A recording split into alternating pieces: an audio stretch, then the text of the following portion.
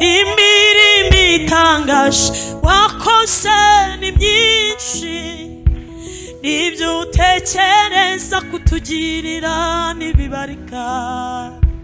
Nashaka kubivuga byaruta cyane ibyo njyewe ubwanjye nshoboye kubara.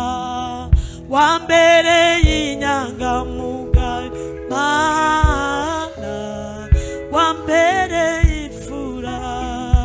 Reka mbinyinge muhaguruke. Wambereye inyangamugayo Mana. Abandi Imana yabereye inyangamugayo, twese duhaguruke turirimbe gutyo.